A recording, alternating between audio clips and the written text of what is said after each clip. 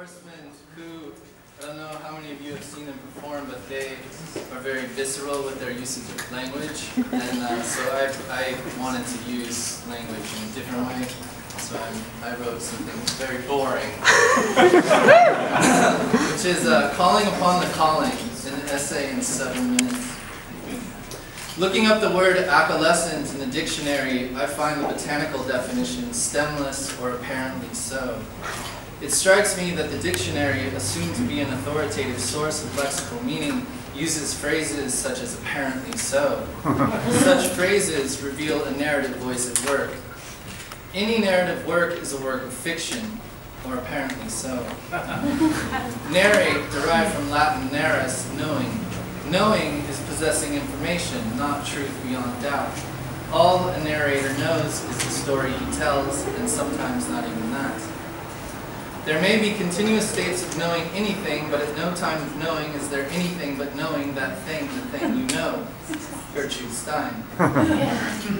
In 1917, San Francisco brothel Madame Tessie Wall shot her husband several times because he was attempting to divorce her.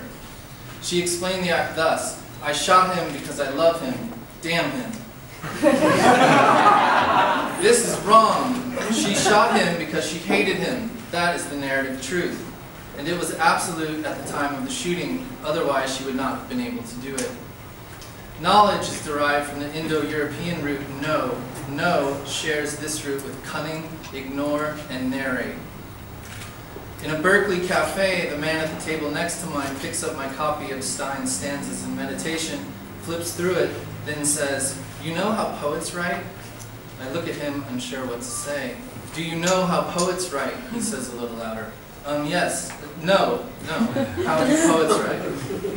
"Well," he begins, "there is a phrase I've only heard once and never since. Unfortunately, I can't remember it. But it essentially describes what the mouth does when it speaks a vowel. The mouth does a different thing for A than it does for oo. Poets use the line to move our mouths in this way. If you look at those lines, you'll see that every line is written in that way." I nod my head. "She's writing those lines," he continues, "and ending those lines not according to meaning but to certain mouth patterns. They are exercises. She's looking at them. She may write 100 and come up with only one. I bet if you look at those, you'll see that every line is written like that. Maybe a few aren't, I don't know, I didn't read the whole thing, but probably so. I bet they're all like that." "Thanks," I say. "I'll look into it." I think maybe the man is crazy. Maybe smart too, but maybe crazy. Sometimes it's difficult to tell the difference. After the man leaves, I discover he was right. Every line Stein wrote was written to manipulate the mouth shapes of readers. Who knows? Prose, derived from Latin provertere, to turn forward. If poetry is the calling upon a name until the name comes to be anything, then what is it that refuses to call upon a name and calls upon the calling instead?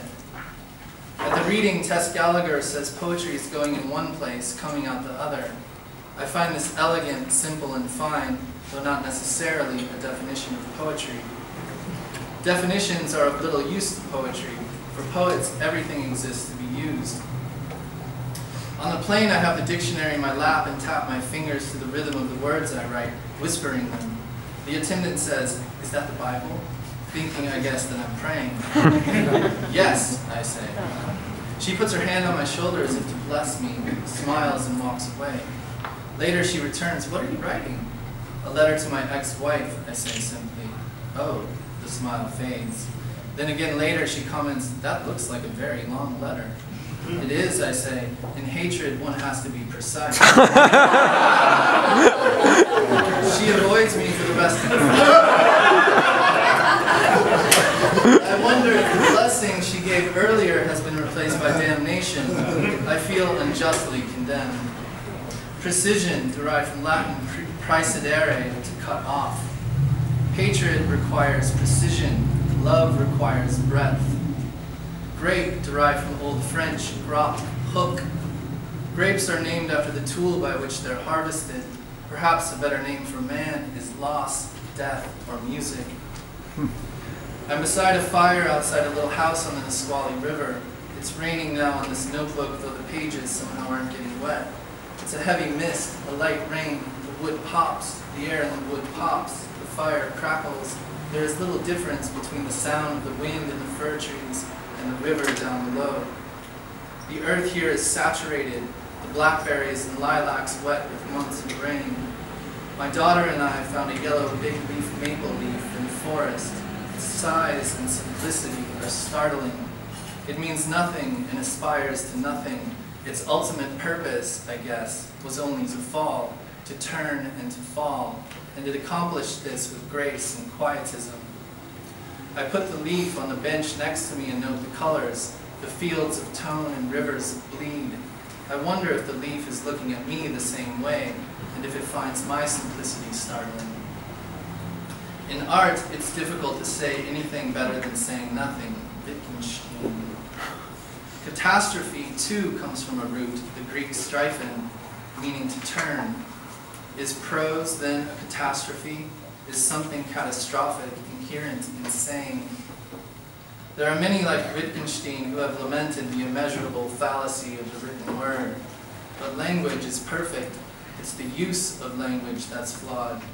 You can't build a house with a butter knife, but you can with a butter knife. Thank you. I love that.